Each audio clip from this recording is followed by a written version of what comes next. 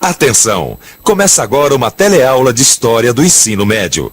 Você vai assistir a teleaula de número 33. Bons estudos!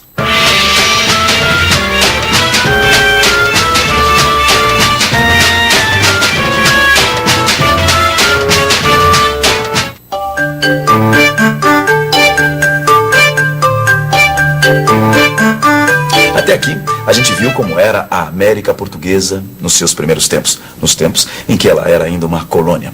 A partir de hoje, a gente vai viajar por um novo Brasil e vai ficar sabendo como o Brasil deixa de ser colônia para se transformar em império, o único império da América. Uma transformação que começa a se desenrolar quando a família real portuguesa deixa Lisboa e se instala no Rio de Janeiro. Aliás, por que será que a família real portuguesa veio para o Brasil? Mas quais foram as consequências dessa mudança para a nossa história? Fique ligado que a vinda da família real para o Brasil é o tema da nossa teleaula de hoje. Na teleaula de hoje, você vai ver que a família real veio para a América Portuguesa fugindo da guerra que Napoleão Bonaparte impunha à Europa.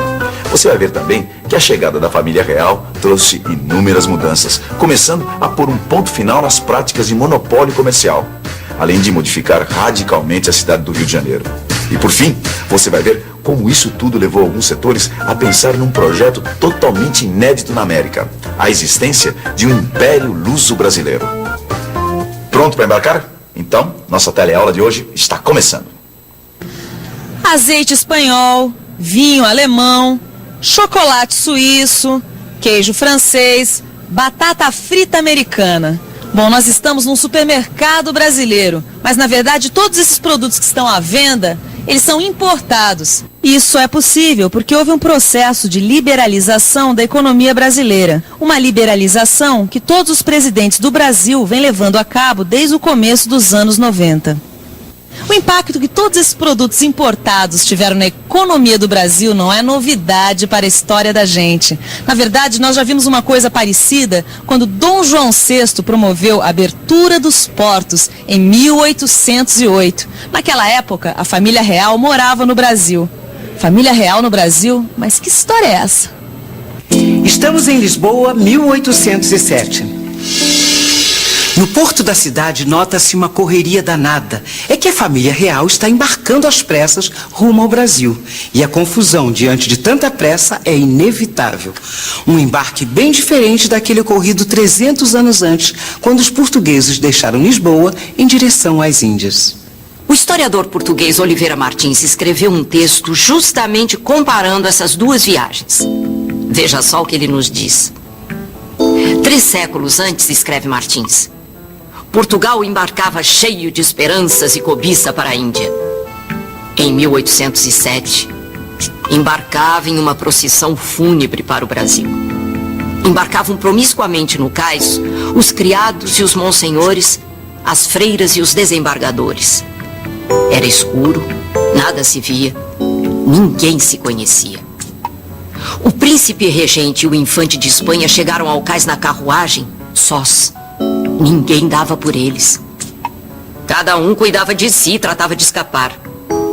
Tudo mais era vergonha calada, passiva inépcia, confessada fraqueza.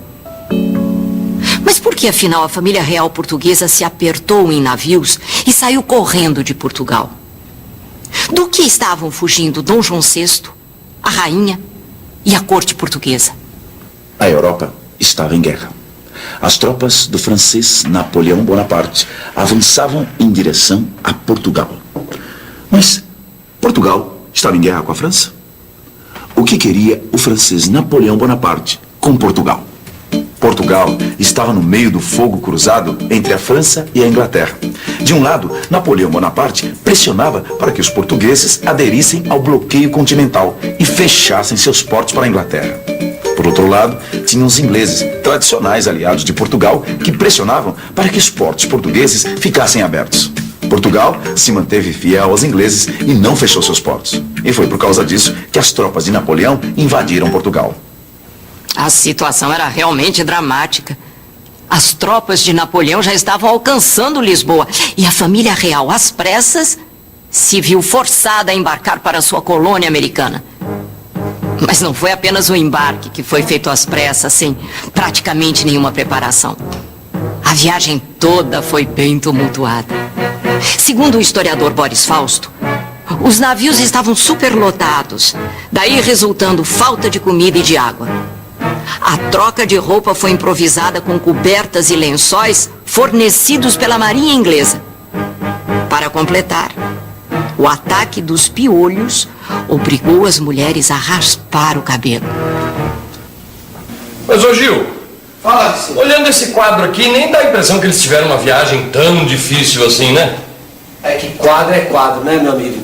E nem sempre expressa o que realmente aconteceu. Agora, Vicente, pensando bem, olha, por mais vergonhosa que tenha sido a fuga de Portugal e por mais tumultuada que tenha sido a viagem, trata-se da chegada da família real, tá certo? Um fato tão importante desse na história não poderia ter sido pintado com a rainha e seu herdeiro fugindo de Portugal amedrontados, tá certo? Porque, afinal de contas, trata-se da chegada da família real. Ah, já entendi, Gil. Quer dizer, esse quadro aqui, na verdade, ele não corresponde exatamente aos fatos, não é?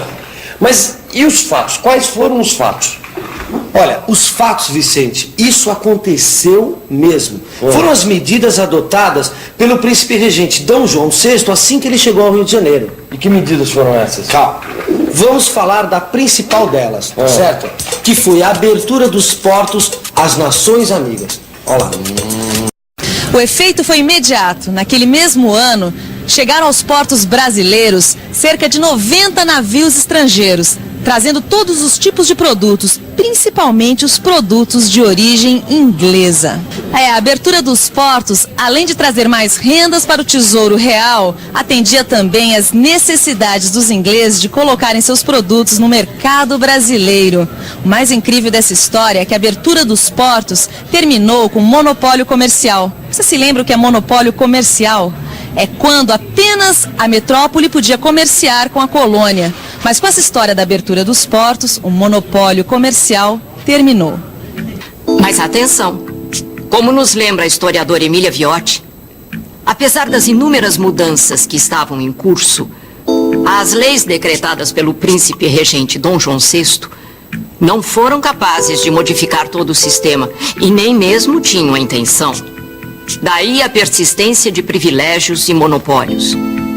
Permanecia a emperrada máquina administrativa, as inúmeras proibições.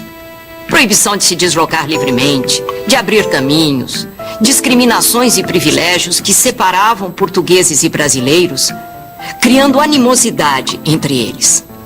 Ou seja, as medidas de Dom João VI estavam sim contribuindo para pôr um ponto final no sistema colonial que vigorava por aqui.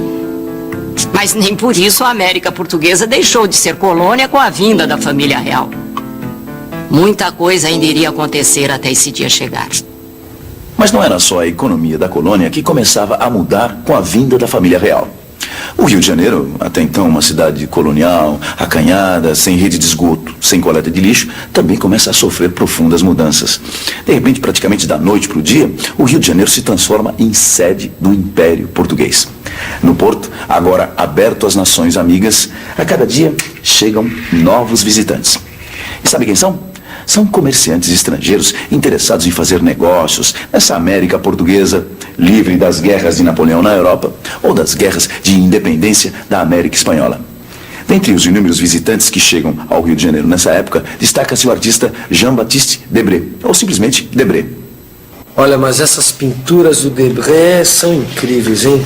São, né? São legais porque elas dão bem a noção de como era o Rio de Janeiro na primeira metade do século XIX, né?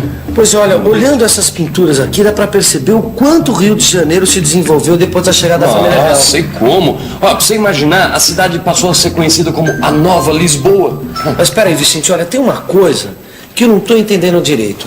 A família real e Dom João VI não iam ficar por pouco tempo no Rio de Janeiro? Ah, iam, meu amigo, iam. Mas a cada dia que passava, eles não davam o menor sinal de que estavam pensando em voltar para Portugal. Muito pelo contrário. É verdade, rapaz. Olha, se o rei tivesse a intenção de realmente voltar para Lisboa, ele não teria transferido para o Rio de Janeiro o Ministério da Guerra e Assuntos Estrangeiros. E nem teria criado os órgãos que eles criaram, como o Banco do Brasil, a Biblioteca Real, o Real Horto, a Academia Militar de Medicina, entendeu? E nem permitido a circulação do primeiro jornal que apareceu por aqui, que era a Gazeta do Rio de Janeiro. Peraí, deixa eu dar uma rememorada nessa história. Dom João VI e a família real vieram para o Rio de Janeiro fugido das tropas de Napoleão. Isso foi em 1807. Então, que fim levou essa guerra na Europa? Até quando ela foi? 1815. As tropas de Napoleão são derrotadas na Europa. E com a derrota de Napoleão, as potências vencedoras começam a promover uma mudança e tanto no mapa da Europa. Ora, mais do que oportuna, portanto, para a família real retornar a Lisboa. Só que, curiosamente, não é isso que acontece. Mas por que será que a família real não volta para Portugal? O que os prende na colônia? O que acontece nesse momento da nossa história é que muitas das medidas tomadas por Dom João VI acabaram fixando, enraizando, tanto funcionários quanto negociantes portugueses aqui na colônia. Esses portugueses, a maioria deles bem próxima do rei, não queria perder o status e o poder que tinham conseguido por aqui. Mas olha, não eram só os portugueses que pensavam assim. Muita gente que já morava por aqui muito antes de Dom João VI chegar, também estava começando a lucrar com as medidas tomadas pelo príncipe regente. Nesse momento, começa a se formar então uma aliança entre portugueses e brasileiros. Essa aliança queria, no fundo, muito mais do que a permanência da família real no Brasil. Essa aliança queria formar aqui o Império Luso-Brasileiro. É isso mesmo. Eles queriam a criação de um Império Luso-Brasileiro com sede no Rio de Janeiro. Eles queriam um Império Americano. Aliás, para muita gente, a permanência da família real no Brasil era um indício claro de que esse Império Luso-Brasileiro estava sendo pensado. Outra coisa, a coroação do príncipe regente Dom João VI em 1818 também foi um sinal de que o príncipe tinha intenções de permanecer aqui no Brasil. Mas acontece que os interesses de Portugal e os interesses do rei de Portugal não eram só os interesses dos grupos que estavam no Rio de Janeiro. Por outros motivos, o rei teve que embarcar para Portugal. Bom, esse é um assunto que nós vamos ver com mais detalhes na nossa próxima teleaula. Por enquanto, a gente fica com a revisão de tudo que a gente viu até agora. E atenção, se liga aí que é hora da revisão. Na teleaula de hoje, você ficou sabendo que a família real portuguesa veio para a América Portuguesa, fugindo da guerra que Napoleão Bonaparte impunha à Europa. Você viu também que a chegada da família real trouxe inúmeras mudanças, como a abertura dos portos, começando com isso a pôr um ponto final nas práticas de monopólio comercial, além de ter modificado radicalmente a cidade do Rio de Janeiro. E por fim, você viu como tudo isso levou alguns setores a pensar num projeto totalmente inédito na América, a existência de um império luso-brasileiro. Bom, eu só queria dizer algumas palavrinhas sobre o que nós aprendemos hoje. Como você viu, a vinda da família real mudou, e muito, a vida aqui na América Portuguesa. Mudou tanto que alguns setores chegaram até a pensar na possibilidade da criação de um império luso-brasileiro. Uma ideia completamente original na América, onde nenhuma colônia pensava nisso. Muito pelo contrário, na América Espanhola, as colônias agora começaram as suas guerras pela independência. Então, até a próxima.